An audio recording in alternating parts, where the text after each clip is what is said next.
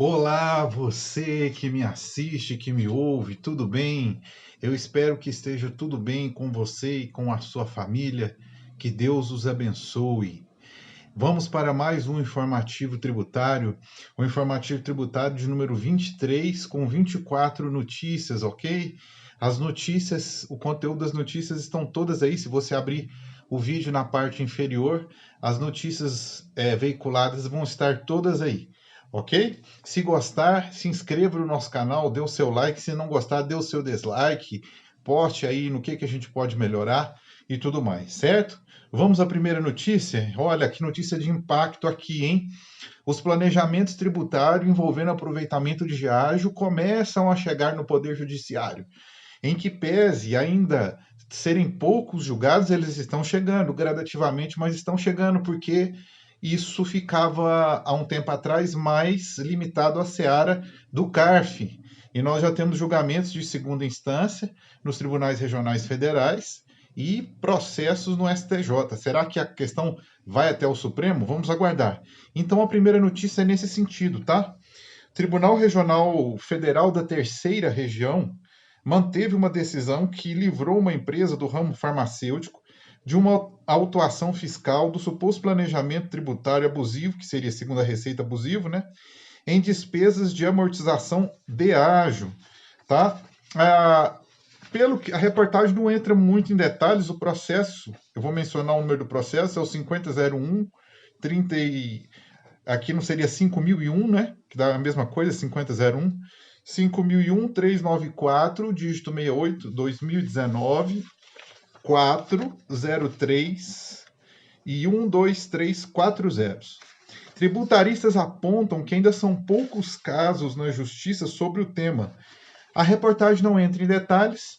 Aqui, pelo espaço da gente ser limitado, também não teria tempo para entrar numa decisão só e ela consumiria quase que o tempo todo do informativo tributário, mas eu vou tentar fazer um breve panorama de notícias aqui sobre isso, ok? Sobre essa notícia e sobre alguns outros julgados que tem.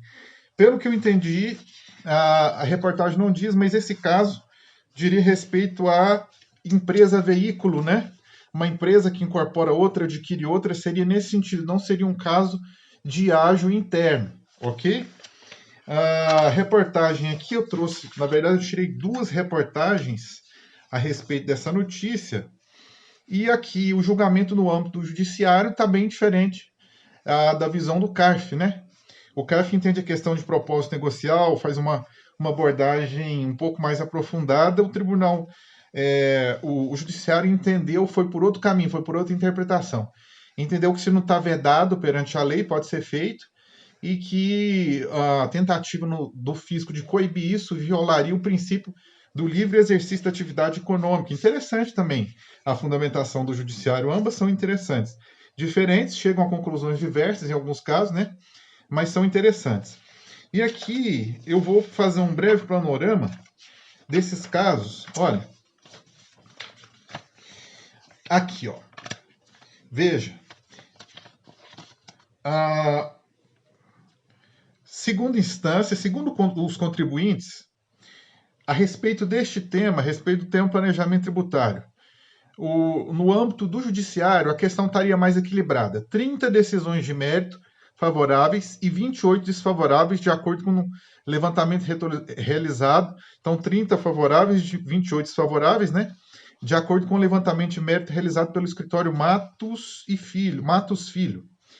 E aqui tem discussão sobre o uso de empresas constituídas para operação de aquisição. Na discussão sobre o uso de empresa veículo constituída para aquisição, os contribuintes estariam levando vantagem, segundo o escritório. E houveram 9 decisões de mérito favoráveis, sendo 2 de segundo grau, então é importante, hein? E 4 desfavoráveis. Em outro tema importante, o que trata do ágio interno, dentro do mesmo grupo econômico, há empate, com 10 entendimentos de cada lado. Então, o ágio interno está dividindo bastante. Uma das decisões de segunda instância favorável aos contribuintes, na discussão sobre a adoção de empresa veículo, deixa claro o posicionamento judiciário. O caso foi analisado pelo Tribunal Regional Federal da terceira região envolve a SM Empreendimentos Farmacêuticos, que é esse processo aqui, que eu acabei de mencionar.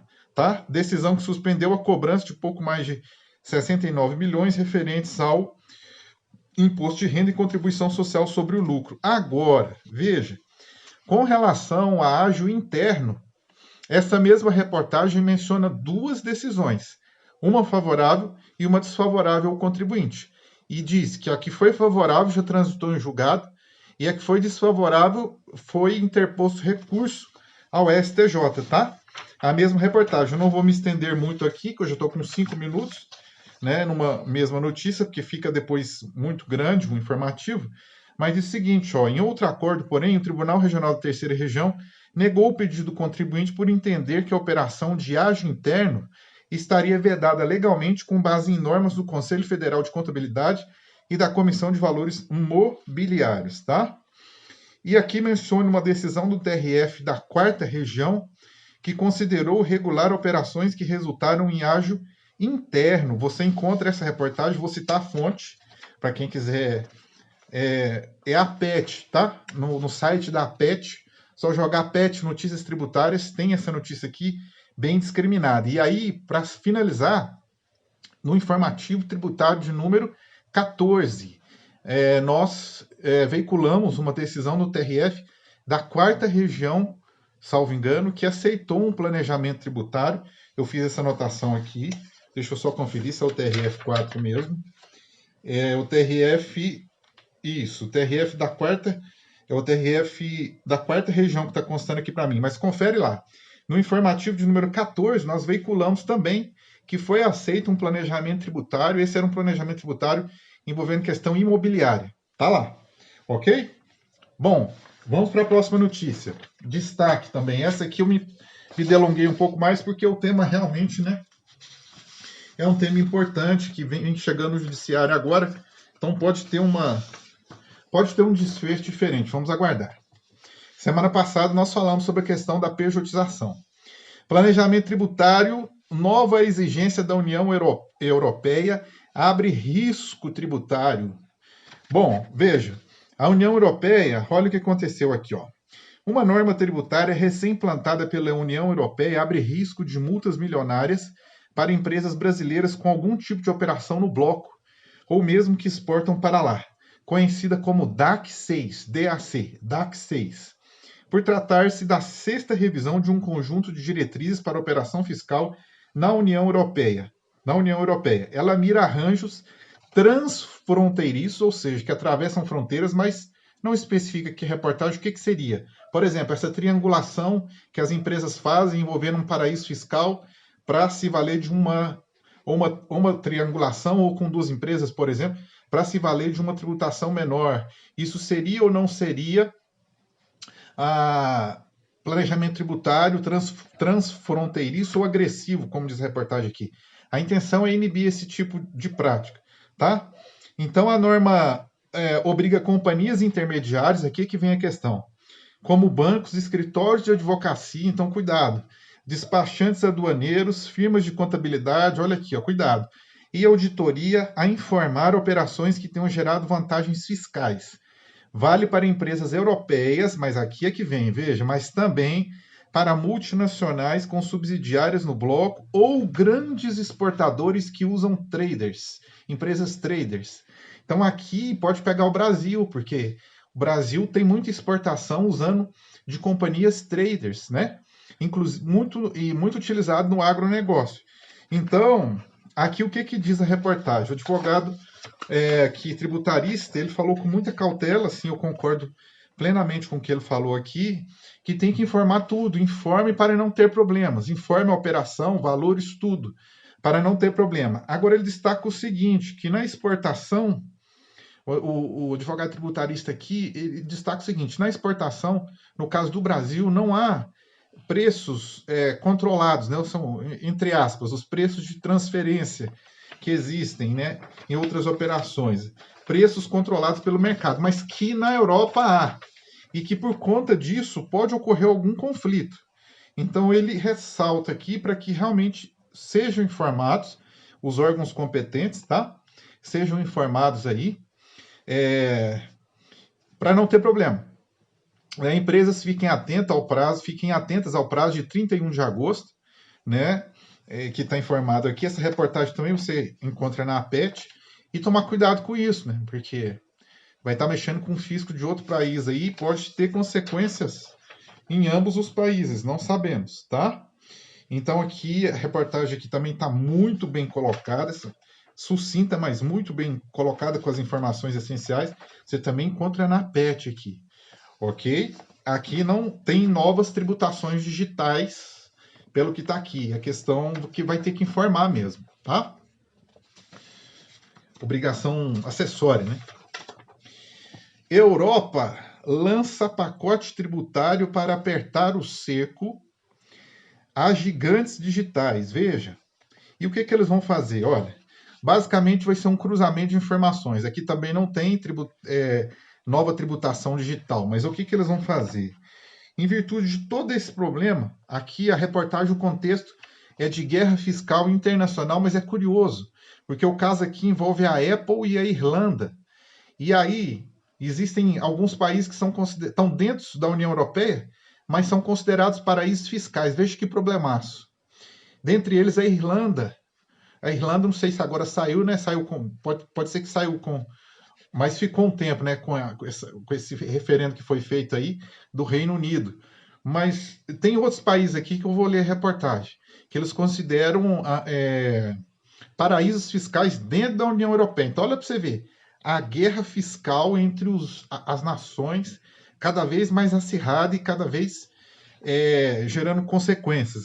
Uma guerra fiscal entre países, internacional, né? Então, olha só.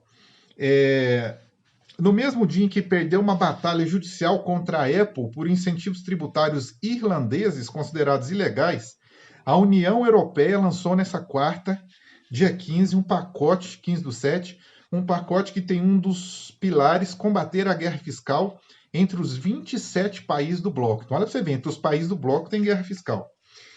E olha só, o pacote lançado nessa quarta prioriza a tributação de empresas e serviços digitais, onde a comissão enxerga uma lacuna. Segundo a proposta, o fato de que gigantes de tecnologia operam através de fronteiras reduz a transparência e dificulta a fiscalização. Opera entre fronteiras, né? Porque o serviço é intangível, é digital, então realmente ele opera entre fronteiras mesmo. A renda obtida através de plataformas digitais nem sempre é informada e, portanto, não é tributada como deveria. O Executivo Europeu pretende introduzir entre as administrações fiscais dos Estados-membros uma troca automática de informações sobre rendimentos e receitas geradas pelos vendedores em plataformas digitais. Os dados ajudarão as administrações tributárias a verificar se aqueles que ganham dinheiro por meio de plataformas digitais pagam parcela apropriada, parcela correta, quantitativamente, né, do imposto. O pacote tributário não inclui novos tributos digitais e o estabelecimento de um patamar mínimo. Então, isso está, aí ele ressalta aqui na reportagem que isso está em análise pela OCDE, um modelo de padronização, né, de tributação digital. E aqui, olha só, tem compliance lá também, tem custo de conformidade, hein? Aqui a reportagem destaca isso lá na Europa. Chega a 30% na União Europeia, pode chegar a 30% dos impostos pagos. Tá? E o plano de ação tem 25 iniciativas que vão ser adotadas até 2024, entre elas a revisão da lista das chamadas jurisdições não colaborativas em assuntos tributários, traduzindo, paraísos fiscais. Desde que introduzimos a primeira lista negra de paraísos fiscais, olha só, aqui seria uma fala da OCDE ou da União Europeia, não sei, ó, aqui, ó. Ao nível da União Europeia, há 4 anos, 95 jurisdições foram avaliadas e mais de 120 regimes tributários nocivos foram eliminados. E aí, veja só, olha quem que é considerado. Ó, a revisão, porém, não deve atingir países de dentro do bloco, também acusados de atuarem com paraísos fiscais, quais sejam Irlanda, Holanda e Luxemburgo. Tá? O bloco quer remover e aí vai, a guerra fiscal vai embora. Ok? Vamos ver qual vai ser os desdobramentos aí dessa guerra fiscal dentro aí da União Europeia. Veto de Bolsonaro preserva desconto na alíquota do Sistema S, dizem tributaristas. Olha que isso aqui, se o Congresso derrubar este veto, nós vamos ter, do jeito que está aqui, eu acho que já pode ter um pouquinho de questionamento, um pouquinho de problema. Mas se derrubar o veto, eu acho que a coisa vai ser bem pior. Então, o que aconteceu aqui? Medida provisória, que inclusive está sendo questionada, está judicializada no STF, questionando essa redução aí ao Sistema S, com descontos de 50% na alíquota nos meses de abril, maio e junho. Esse era o texto original da medida provisória, tá? Só que o Congresso, ele cortou o mês de junho, então ficou só abril e maio. E aí o presidente vetou com o seguinte argumento, olha, então vamos lá, medida provisória, abril, maio e junho. Texto final do Congresso, só abril e maio. O junho não usufruiria do desconto de 50%. E me parece que o veto foi acertado, hein? O fundamento jurídico do veto me parece que está bem acertado. E aí o problema é, se a Câmara derrubar, praticamente vai ser judicializado. Acho impossível não ser. Então, olha só. Aqui, o veto ele foi baseado na questão do princípio da irretroatividade e principalmente a questão de que, se passasse o texto do Senado, no mês de junho a alíquota seria, não que estaria na medida provisória, com desconto de 50%, mas seria de 100%. Né? E aí foi com base neste fundamento, ok? Eu vou ler aqui a reportagem, ó. Deixa eu só chegar lá, só um minutinho. Que a reportagem é grande, mas ela merece uma abordagem, porque, olha, na mensagem do Senado, justificativas do veto. O presidente argumentou que a redação aprovada pelo Congresso violava o princípio da irretroatividade tributária. A propositura legislativa incide em majoração da alíquota no mês de junho, diferentemente do que for estabelecido pelo texto original da medida provisória e com efeitos retroativos. E aí se entendeu que violaria o princípio da irretroatividade, né? E aí entra uma outra questão, que é se você considera dar um desconto de 50%, se vingar se vingasse o texto do Senado, o texto da Câmara, né, do Congresso, desculpa, ou se esse veto for derrubado, essa alíquota de 100 ela não importa em majoração, só poderia, não vigoraria aí o princípio da anterioridade. Bom, vamos ver quais serão os desdobramentos. E aqui, se houver um veto, se houver a derrubada deste veto, aí eu acho que a judicialização é praticamente certa. Tá? Apesar do veto, foi mantido na lei a obrigação do Serviço Brasileiro, do SEBRAE, de destinar ao fundo de aval às micro e pequenas empresas no mínimo 50% dos recursos que lhe forem repassados pela arrecadação adicional da contribuição referente a abril, maio e junho. Tá? Redação sancionada, vamos ver aí. Tem muita matéria pendente, né? Uma quantidade de matérias que ficam pendentes, aí você não sabe se vai ser vetado, se não vai. Tem, por exemplo, aí, eu estou esperando a questão do regime de direito privado, vamos aguardar aí, para ver o que vai acontecer, tá? E aqui, realmente, o veto me parece que foi acertado, né? Porque se aconteceu a questão do fato gerador, foi muito bem, o veto está muito bem fundamentado do ponto de vista constitucional. Vamos ver aí, né? Que se alegou o seguinte: a medida provisória dava desconto no mês de junho de 50%. Com o texto, eles teriam que voltar a pagar, quem já recolheu teria que voltar a pagar mais 50% de forma retroativa. Isso violaria o princípio da irretroatividade. Tá? Vamos aguardar aí os desdobramentos disso. Esperamos que o veto seja mantido. Nesse caso aí, para não gerar uma discussão em segurança jurídica danada. Copel ganha ação judicial que reduzirá a tarifa de energia. Copel, para quem não sabe, é a Companhia Paranaense, né, de Energia Elétrica.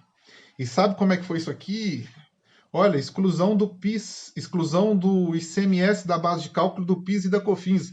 Mais uma ação. E só que aqui ressalta que a Copel foi uma das primeiras a entrar com essa ação. Eu não sabia disso, eu não sei também. A reportagem diz que sim, eu não cheguei a pesquisar a fundo para saber.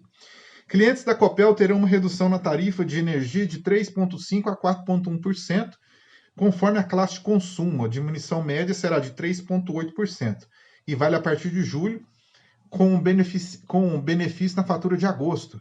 A redução ocorre porque a Copel venceu uma ação judicial impetrada em 2009, então aí 11 anos, né? Que obriga a empresa de continuar recolhendo o PIS e COFINS sobre o ICMS, que incide na tarifa de energia elétrica. E a medida beneficia diretamente todas as classes de consumidores. A Copel, diz a reportagem, foi uma das primeiras empresas de energia elétrica, é bom que se faça ressalva, do Brasil a ingressar com ação judicial pedindo a exclusão desses dois impostos sobre o ICMS. Vamos para a próxima notícia, destaque.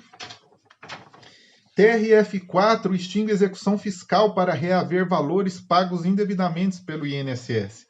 Os débitos provenientes de pagamentos previdenciários originados anteriormente à vigência da medida provisória 780 de 2017 não constituem certidão de dívida ativa da União e, com esse entendimento, o Tribunal Regional Federal da 4ª Região manteve a extinção de uma cobrança feita pelo INSS a uma aposentada residente em São Miguel do Iguaçu, Paraná, que recebeu indevidamente, em tese, né, valores de benefícios previdenciários. Se entendeu que aqui não poderia ser uma execução fiscal, mas que deveria ser uma ação de conhecimento, ok?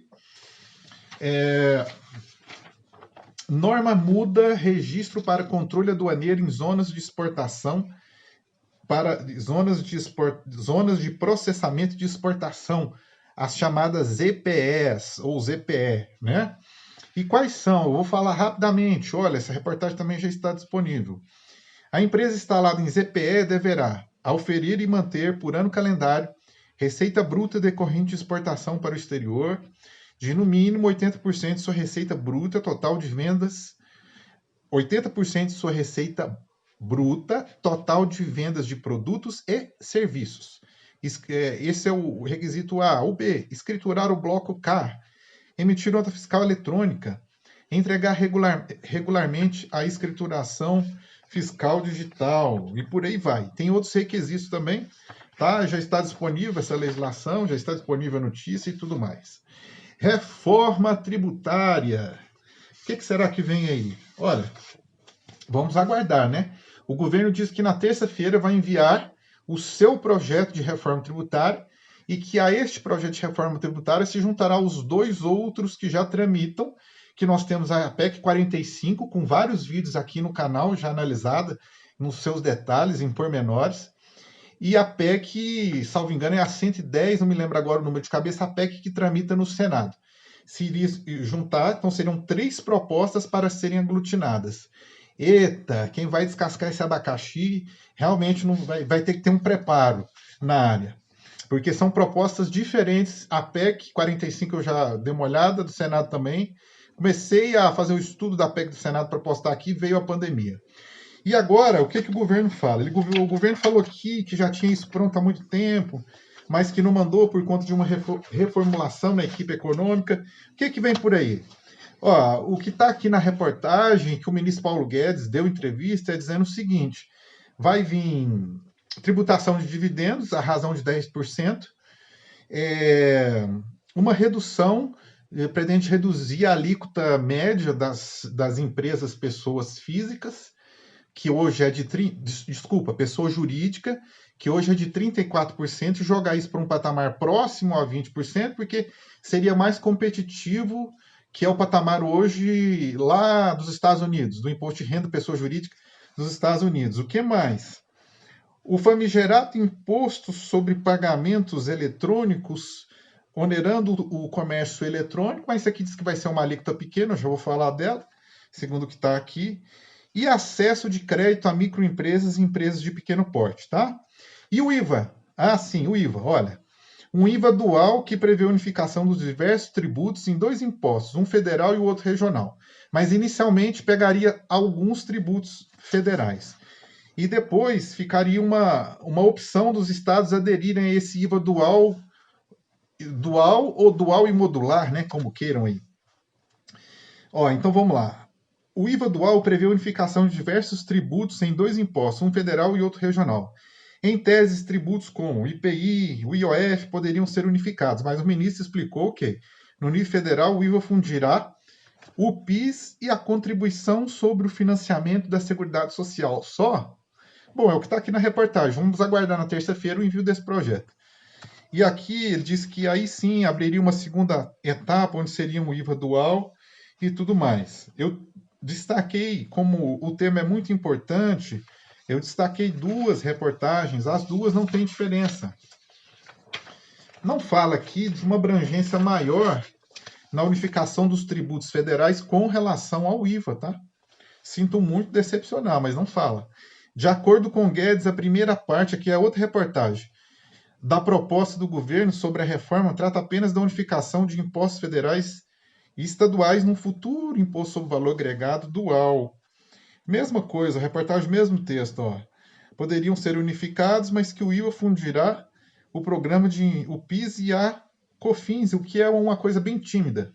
Uma proposta de reforma bem tímida. Você não mexe com os estados, por um lado, mas eu acho que você não resolve muito o problema, não. E aqui, o tal do imposto, que ele diz que não seria uma CPMF, seria um imposto de base mais ampla. Então, aqui, ó, seria de 0,2% sobre pagamentos em meio eletrônico. Aí, com a base mais ampla, porque o meio eletrônico pegaria o comércio eletrônico, e como a base seria mais ampla, ele poderia ter uma alíquota menor. E aqui ele ressalta que a forma de se ter uma alíquota menor é se ter uma base mais ampla. Aí eu concordo. Com uma base mais ampla, você pode ter uma alíquota menor. Ressalta aqui que não seria uma CPMF com o nome modificado, mas é um tributo novo, não deixa de ser, né? Vamos aguardar aí. É uma reforma tributária com mais tributo. Olha, a economia nesse momento, do jeito que está, Camex operacionaliza novas normas para zerar imposto de importação contra risco de desabastecimento. A Câmara de Comércio Exterior aprovou nesta sexta-feira, dia 10, as disciplinas para redução tarifária de produtos de até 100 códigos de nomenclatura do Mercosul, o NCM, para evitar casos de desabastecimento no mercado nacional, tá? Dentre as alterações, a nova resolução amplia de 45 para 100 os códigos da NCM, os bens que podem ter redução do imposto de importação. E, além disso, os bens passam a ter a alíquota de imposto zerada em substituição ao patamar de 2% da norma anterior. Então, é interessante, quem lidar com essa área de aduana, né, uma área muito específica, é uma boa notícia, não deixa de ser, né? TRF4 reconhece que registro em Conselho Regional de Nutricionistas não pode ser exigido de Centro Educacional em Itajaí. Então aqui o TRF4 entendeu o seguinte, olha, que esse Centro Educacional ele não tinha como função estar inscrito no Conselho Regional de Nutrição e nem como função, atividade fim, a questão da nutrição, em que pese fornecer aí o lanche escolar, né, aos seus alunos. E aí, por isso, essa cobrança foi considerada indevida perante o TRF4, o TRF da 4ª Região. Ok? Aqui é a notícia aqui, vamos passar, nós ainda temos aqui uma quantidade razoável de notícias. Indústria de proteína animal questiona a majoração de multa prevista em medida provisória revogada. 3 associações ligadas à produção, à comercialização e à exportação de proteína animal questionam no Supremo Tribunal Federal a imposição de novas multas aplicadas pela Inspeção Sanitária e Industrial com base na medida provisória 772 de 2017, revogada pela MP 794 de 2017 também. A Associação Brasileira das Indústrias Exportadoras de Carne, a Associação Brasileira de Proteína Animal e a Associação Brasileira das Indústrias está questionando que essa multa foi majorada num patamar de 1.170% e por infração de regras sanitárias, mas sem definir critérios para sua graduação no caso concreto. Então, vamos aguardar aí e ver quais são os desdobramentos. Volume de normas tributárias cresce 60% desde o início da pandemia, já era esperado, né? Essa reportagem está muito bem colocada. Ela traz um gráfico com um período de comparação de 20 a 27 de março, depois compara fevereiro, 20 a 27 de fevereiro, seria um período de normalidade, não tinha pandemia declarada ainda. Depois compara com 20 a 27 de março, uma reportagem muito bem colocada, com gráficos, tá? Discriminando quais foram os tributos, essa legislação federal com incentivos ou não incentivos, o que mudou aqui, traz um quadro sinótico de obrigações principais, depois traz um quadro sinótico de obrigações acessórias. Olha, tá de parabéns quem produziu isso aqui. Eu também, essa reportagem eu também busquei na PET, porém a fonte é do ecommercebrasil.com.br, tá? Não sei se foram eles que produziram este estudo, mas aqui menciona também o Instituto Brasileiro de Planejamento e Tributação. Quem fez, vale a pena conferir esse estudo. Governo federal institui programa de concessão de crédito às microempresas e empresas de pequeno porte e concede crédito presumido às instituições financeiras participantes do programa. Vamos direto ao crédito presumido, que é o que importa aqui. Olha só, o crédito presumido vai ser concedido, a apuração do crédito presumido poderá ser realizada a cada ano calendário a partir de 2021, quando apresentarem de forma cumulativa os seguintes requisitos: créditos decorrentes de diferenças temporárias em conformidade com o disposto no artigo 3º da MP, oriundo de registro existente no ano calendário anterior, que seria 2020. Prejuízo fiscal apurado no ano calendário anterior, tá? E aqui fala que para fins dos créditos decorrentes de diferenças temporárias, deverão corresponder às alíquotas do imposto de renda da pessoa jurídica e da contribuição social sobre o lucro, sobre as diferenças entre as despesas ou perdas decorrentes das atividades das pessoas jurídicas referidas, deduzidas de acordo com a legislação contábil societária, e as despesas ou as perdas autorizadas como dedução para a determinação do lucro real e da base de cálculo da contribuição social sobre o lucro. Tá? Também me parece que é uma boa notícia aí, né? Vamos aqui para a próxima aqui. Olha, suspensa a decisão que concedeu moratória de ISS em razão da pandemia. O município aqui seria o município de Ribeirão Preto, né? E aí parece que realmente essas ações perderam força. Essas ações aí de suspensão perderam força, né? O ministro Dias Toffoli restabeleceu aí, determinou a retomada da cobrança do ISS no âmbito do município de Ribeirão Preto, ok? Vamos aí. Empresas públicas são responsáveis por maior parte das discussões no STF. Essa aqui é uma notícia que surpreende. Bom, a FGV vem fazendo um ótimo trabalho, né? Aí colocando a porcentagem que o fisco venceu nos últimos 20 anos, isso 70 ponto alguma coisa por cento, né? Salvo engano. E fez aí, nós já divulgamos nos informativos anteriores esses dados bem interessantes. Agora, esse dado ele é muito surpreendente, porque veja, empresa pública abarrotar o judiciário, o STF com questão tributária. O que isso demonstra? Que o Estado é grande no Brasil? Sim. Tem estatal da União que a gente nem sabe que existe. Mas, se for fazer uma lista aí, vai ver que é enorme. Um Estado empresário. Então, olha só. Eletrobras, 2.985 processos. O que estão discutindo lá? Empréstimo compulsório sobre energia elétrica. Segundo lugar, Caixa Econômica Federal. O que estão discutindo os processos da Caixa?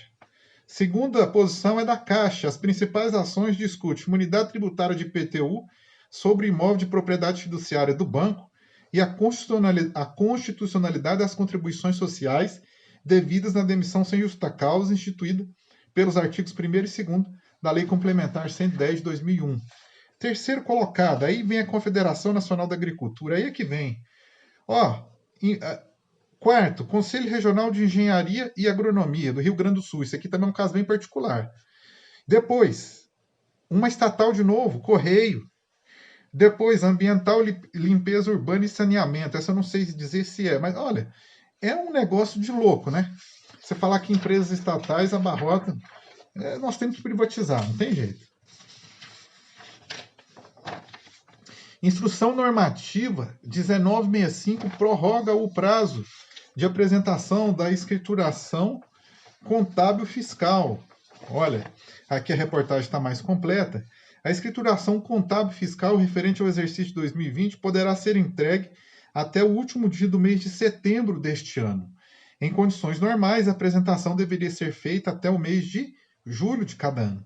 A prorrogação consta da Instrução Normativa 1965, de 13 de julho de 2020. Porém, aqui, na outra reportagem que eu tenho a respeito dessa mesma notícia, diz o seguinte, olha, prorroga o prazo de apresentação da escrituração contábil fiscal referente ao ano calendário de 2019. Então, o ano calendário de 2019, referente ao exercício de 2020, ok? Vamos lá. Vamos passar aqui. Eu já estou com 35 minutos, mas estou aqui me policiando com o tempo, tá? PIS e COFINS. Olha, uniformes de empresa, uniforme de funcionários, custeados pelas empresas, né? Ou não sei se foi o caso aqui, mas se decidiu que os uniformes dos funcionários para as empresas na área de comércio não constituem insumo passivo de dedução no PIS e na COFINS, tá? Os uniformes fornecidos aos empregados não podem ser considerados insumos para fins de apuração de crédito da contribuição, na verdade, para o PIS/PASEP. O que é isso? É a solução de consulta 1003 da DICIT, de 13 de 7 de 2020. Então, uma consulta do fisco, interpretação do fisco, tá? A questão pode ser judicializada e ter um desfecho diferente, sim ou não. E aí, ó, aqui ele baseia no STJ, inclusive. A hipótese legal de apuração do crédito para PIS/PASEP relativa a uniformes encontra-se prevista somente para pessoa jurídica que explore atividades de prestação de serviço de limpeza, conservação e manutenção. Então, entendeu que o uniforme, para essas empresas, estaria vinculada, né, um conceito relacional, estaria vinculado ao objeto da atividade principal da empresa, aí poderia, se fosse. Mas aqui no caso, como não é, entendeu que não pode ser considerado insumo. Isso é bem discutível, né? Vamos ver aí se judicializa ou não e qual é o resultado. PIS e COFINS, de novo, conceito de insumo, só que aqui é extração de lenha. E aqui é um acórdão do CARF, na verdade, que diz o seguinte, olha, em sede repetitivo, o STJ, repetitivo qual? 1.221.170 do STJ, definiu que insumos seriam todos os bens e serviços que possam ser direta ou indiretamente empregados no processo de produção, né? E cuja subtração resulte na impossibilidade ou na inutilidade da mesma prestação do serviço ou da sua produção. Então, empregados na prestação de serviço ou da produção, ou que resulte na impossibilidade ou inutilidade dos mesmos, tá? Ou seja, itens de cuja subtração ou obste, ou impeça, né, cria algum obstáculo à atividade da empresa, ou acarrete substancial perda da qualidade do produto ou do serviço daí resultante. Nessa linha, o CARF concluiu que reconhece-se o direito ao crédito das contribuições sobre custos com extração de lenha. Aqui a reportagem não traz maiores detalhes, se essa lenha ela é consumida no processo de produção, se ela é um insumo. Né? Se for uma empresa, por exemplo, que fabrica móveis, ou se for uma empresa de carvão vegetal, por exemplo, aí que usa a lenha no processo, fica bem mais claro. Se for prestação de serviço, né? Uma empresa, por exemplo, que faz móveis para vender, mas a reportagem não entra nessa questão. Em que pese tem um acórdão disponível, tá? Para quem quiser consultar. Olha aí as velhas sanções políticas, né? Que a doutrina chama de sanções políticas.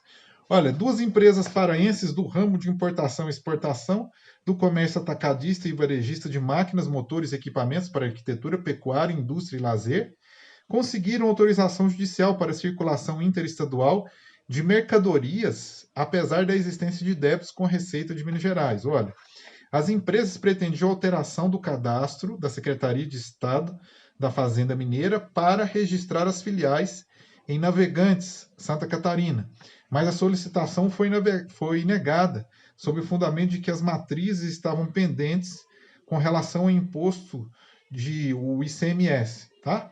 E aqui se entendeu que essa restrição, esse tipo de restrição, né, não pode ser, caracteriza pela via oblíqua, por via oblíqua, objetivo o pagamento de tributo, gerando restrição ao direito constitucional de livre comércio, né? Que a doutrina e a jurisprudência chama isso de sanções políticas e tem várias súmulas sobre isso, inclusive do STF.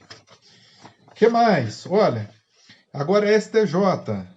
O termo inicial da isenção do imposto de renda sobre proventos de aposentadoria previsto no artigo 6, inciso 15 da Lei 7713 de 88, é a data da comprovação da doença, mediante o diagnóstico médico, e não necessariamente a data da emissão do laudo oficial. Então é a data que comprovou, que diagnosticou, que comprovou, não necessariamente do laudo oficial. Tá? STJ aí. O que mais? Vamos passar para frente. Olha, PIS e COFINS, produtos médicos e hospitalares com alíquota zero.